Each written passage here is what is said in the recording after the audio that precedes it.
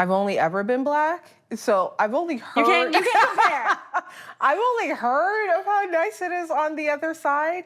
And I've been an entrepreneur longer than I've worked in like a corporate setting. Yes. But sometimes I feel like I'm playing a different game.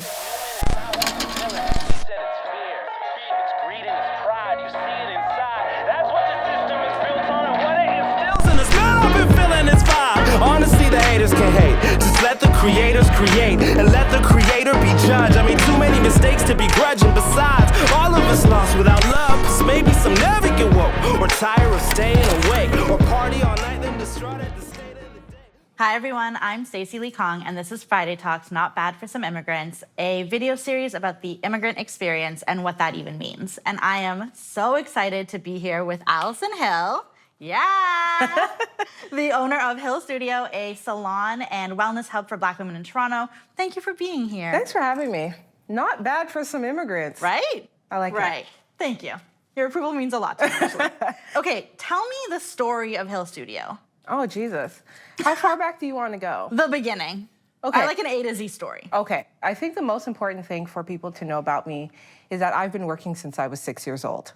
Okay? Yeah. Why is that? Because my immigrant father owned a business. And one of the ways that our family cared for each other was always being around each other.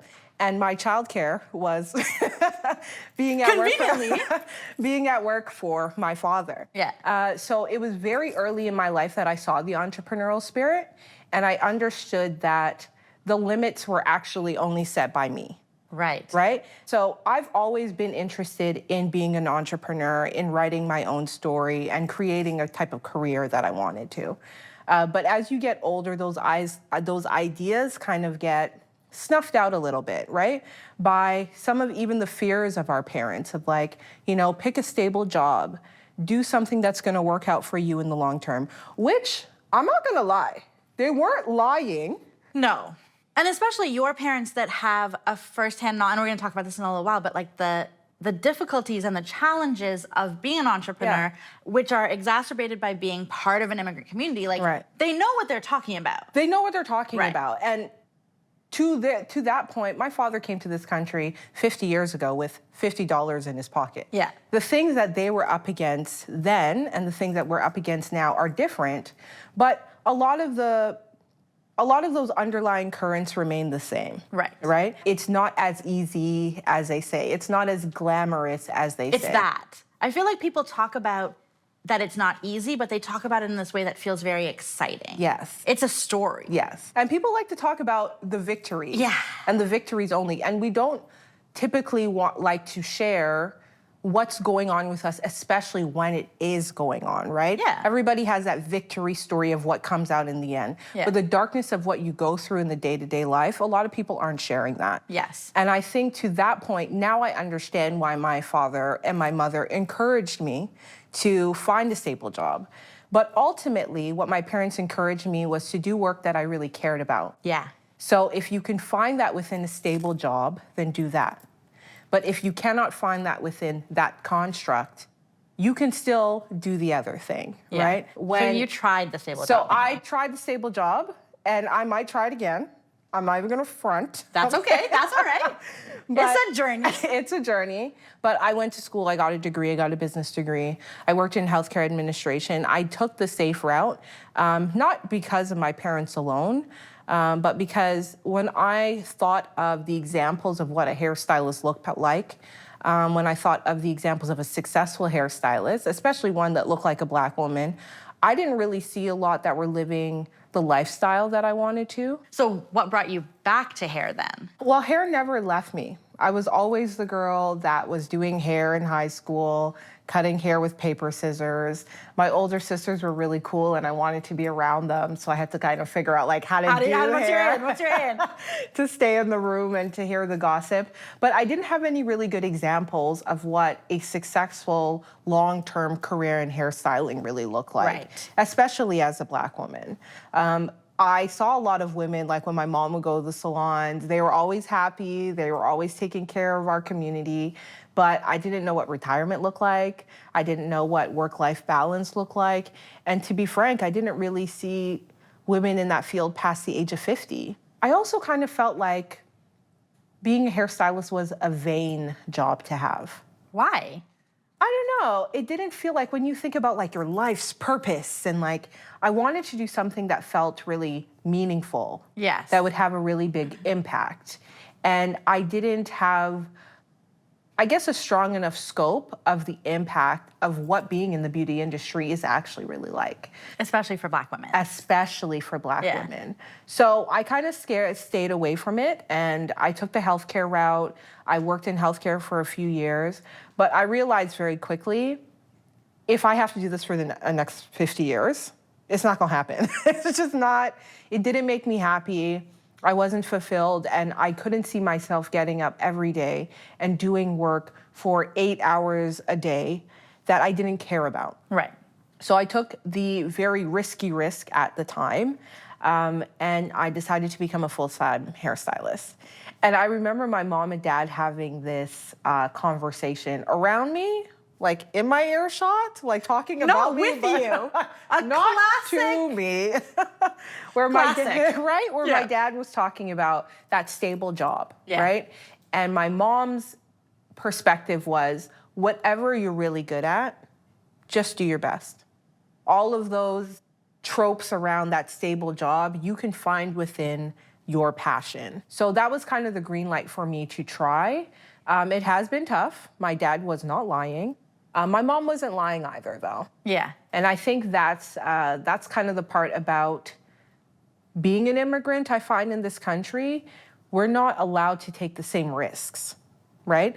Or the risks that we take have different consequences, right? Yes. And if you're not starting at the same place as everybody else, if you're starting with $50, right? You can't take the same risks. The stakes are different. I actually think that specification is so important that it's not necessarily, I think we almost are encouraged to take the same risks without the understanding that we are not starting at the same place and that the consequences for missing the mark are much more profound in some cases. And you feel them much faster. Yes. Right? Because we're also talking about when you come to this country, you're not coming with your entire family, right? You've left your brothers, your sisters behind. So every dollar that you make is actually split into 5, 6, right? Some of it has to go home. Some of it has to stay here.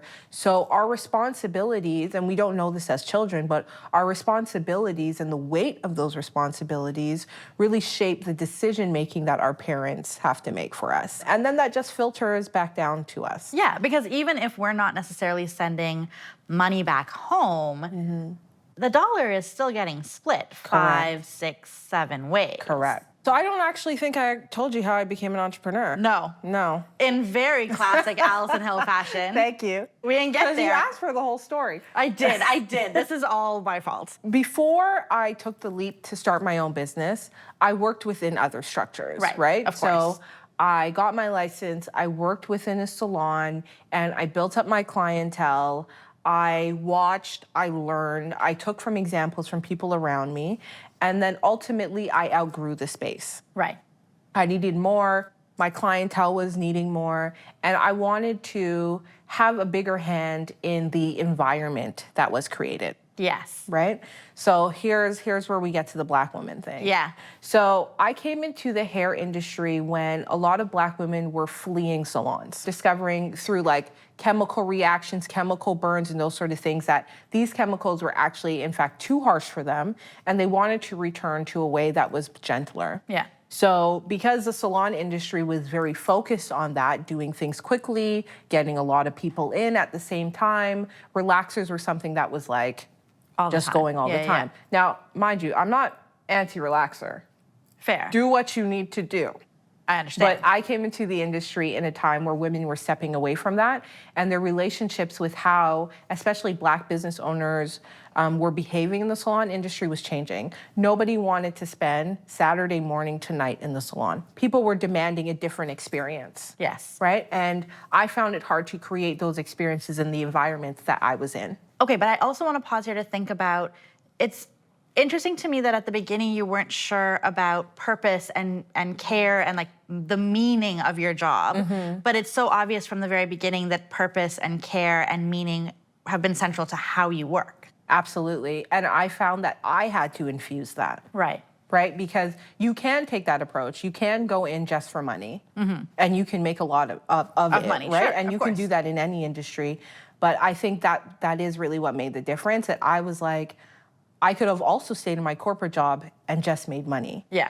But I can see how the work that I do impacts my spirit and impacts the type of people that come around me. Right. The environment that I create invites in a certain type of clientele. Right. So I realized very quickly I had to shape the environment and in order for the work to be sustainable for me long term. Right. So I had to change some of the ways people booked online, right? Because before it was like you would call and somebody write it down and then, so I started introducing things. No, I didn't invent this, but like. I was gonna say, Allison, I invented online booking. No, that's not what happened, but I started to infuse technology, have different conversations, use different products, set the tone of like what happened in the space.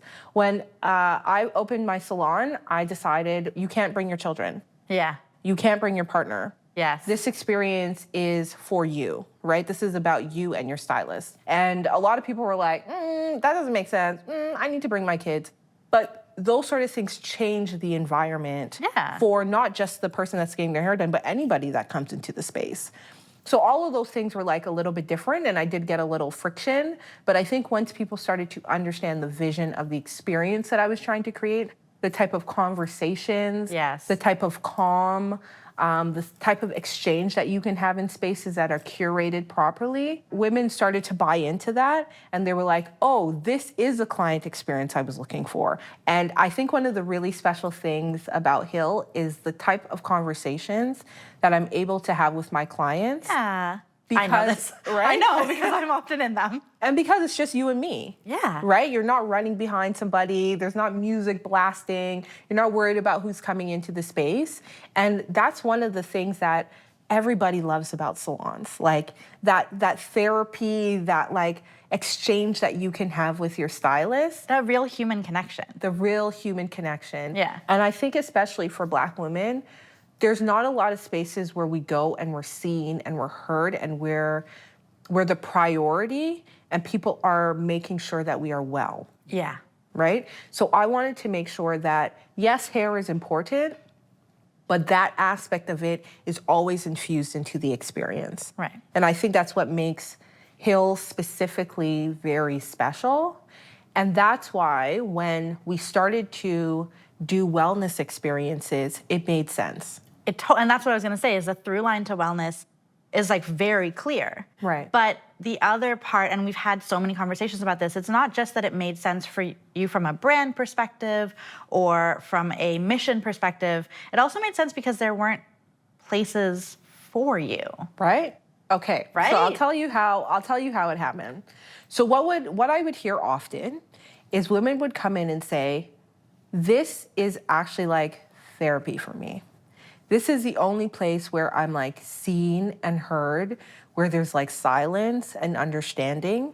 And even when I try to go into other wellness spaces, I'm still dealing with the same microaggressions I experience at work. Mm-hmm. Like I'm not seen, I'm not felt, and I almost feel more agitated in those spaces than I do at home. Yeah. Or that I do in the real world. A lot of the women were saying, I wish I could get this experience in other wellness spaces. Mm-hmm.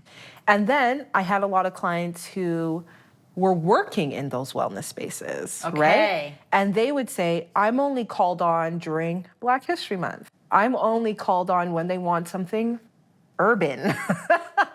My practices, my understanding and my approach to healing is not celebrated unless it's cool or trendy. So I don't really get to show up as my full self in these spaces because I'm a minority there and they have their own agenda. Yeah. And to that I say, that's fine. If I build a house, I'm gonna build that house to my specifications, right? Right. I'm gonna put the things that, just like building Hill, I'm gonna put in the things that I know my clients need, that make me feel comfortable, make me feel seen and heard. Those spaces, a large majority of the wellness spaces, and you've written to this piece, are not owned and operated by people of color. Ever. That's changing now, Yeah. but it wasn't like that before.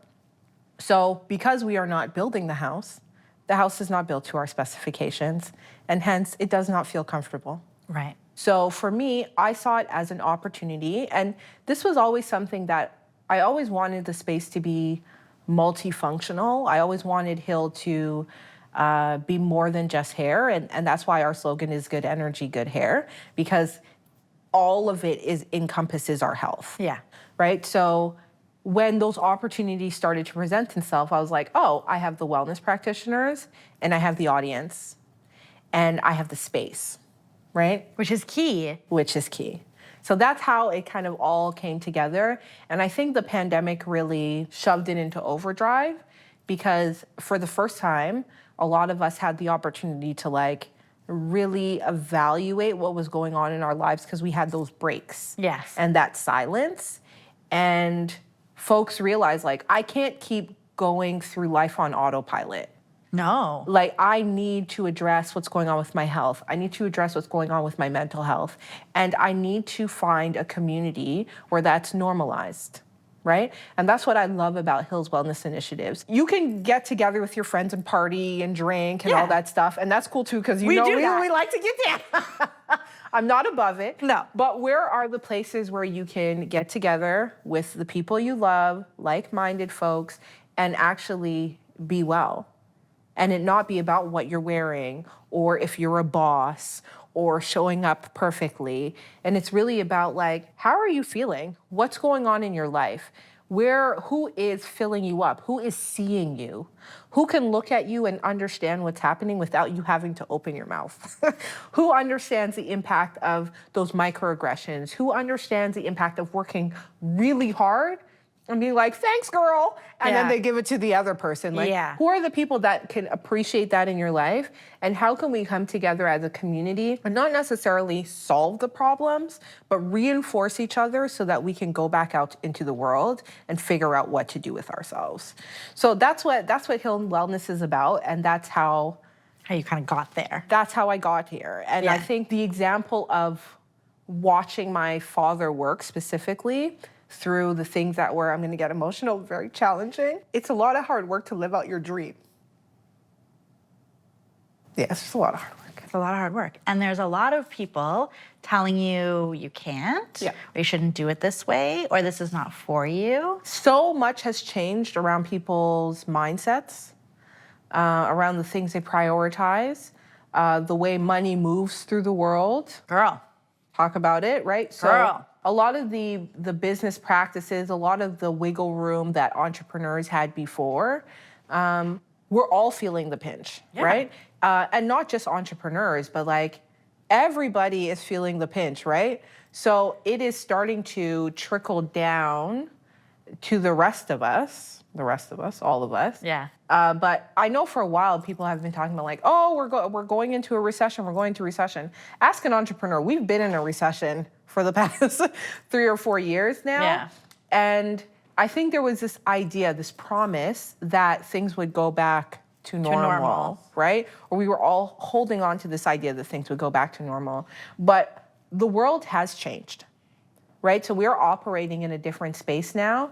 And if you made it through 2020, remember the word pivot? I do, unfortunately. Oh my, pivot here, pivot. My head has been on a swivel for like 3 or 4 years now. It's a lot, and it's very exhausting to live that way and to live out your dream that way. But I mean, point to a successful entrepreneur, right? Every time something comes up that's tough, I'm like, origin story. Like, this is all part. It's all part of the origin the movie. story. Like, this is just the montage that we gloss over. Exactly. Where I cry every day. Exactly. Yeah.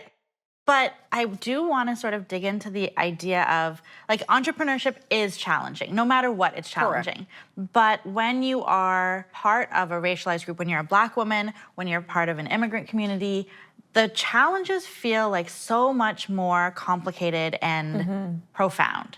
So talk to me a bit about how your lived experience impacts the way that you approach entrepreneurship. This is like an interesting one for me because I've only ever been Black. So I've only heard... You can't compare. I've only heard of how nice it is on the other side. And I've been an entrepreneur longer than I've worked in like a corporate setting. Yes. But sometimes I feel like I'm playing a different game, right?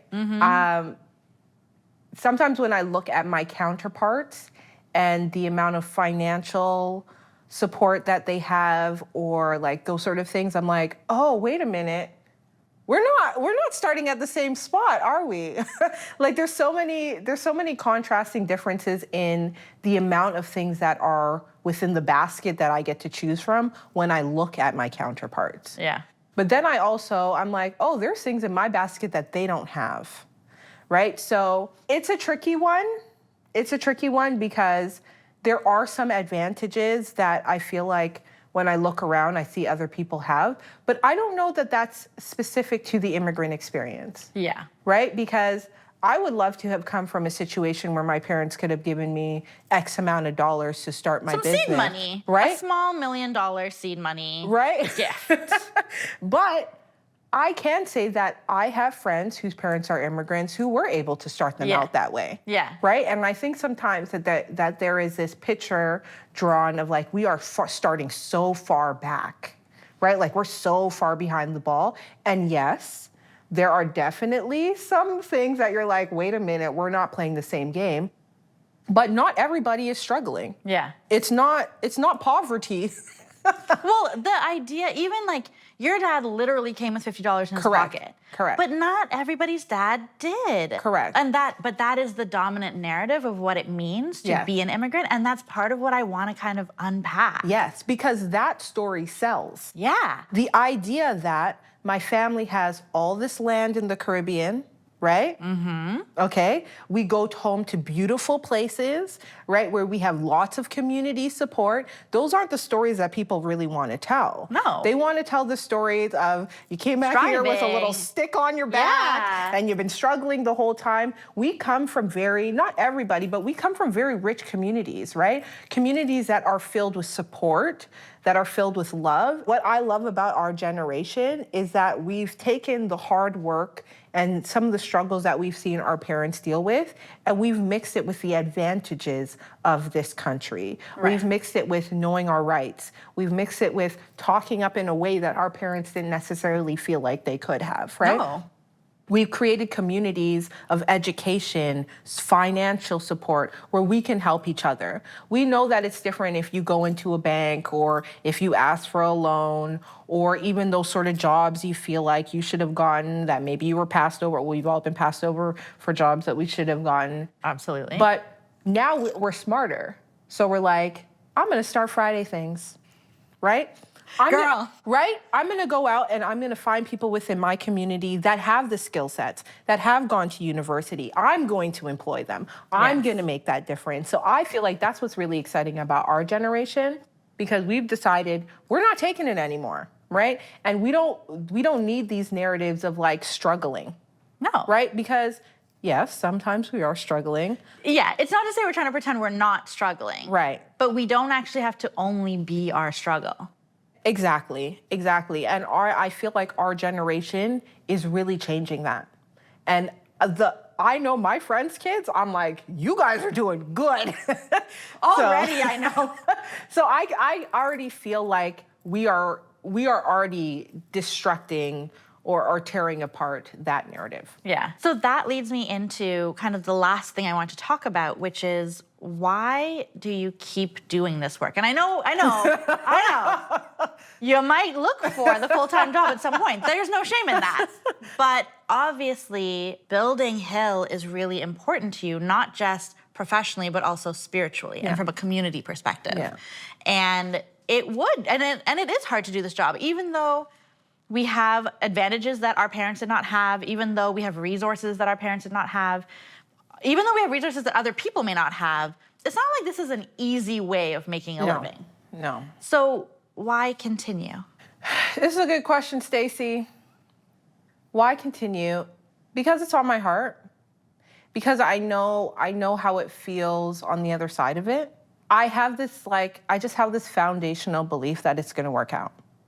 And I don't exactly know the route, but I know when I see something in my heart that it comes together.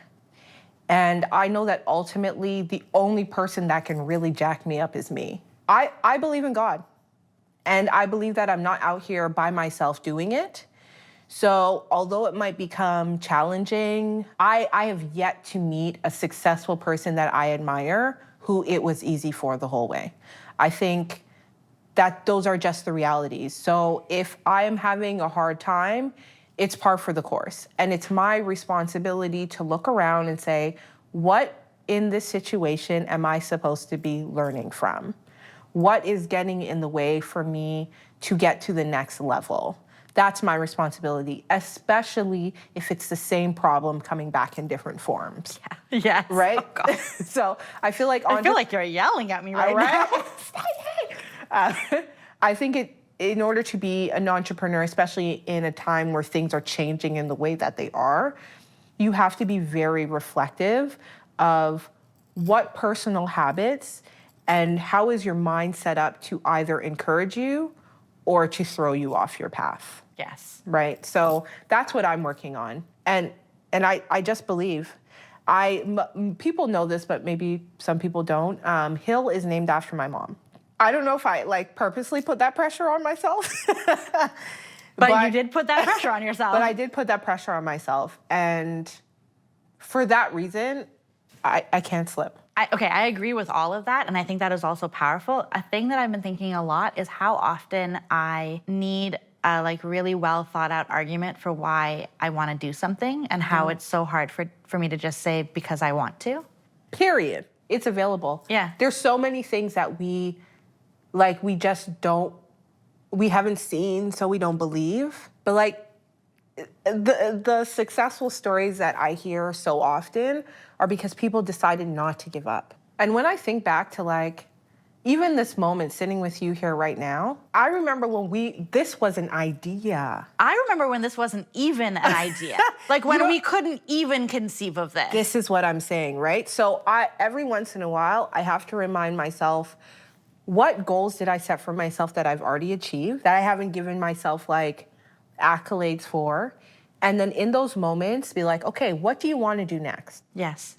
Keep dreaming. Don't stop here, because right now you're living in a version of yourself that you wanted. Yeah. Right? You're doing things that you could never have imagined. I never have imagined.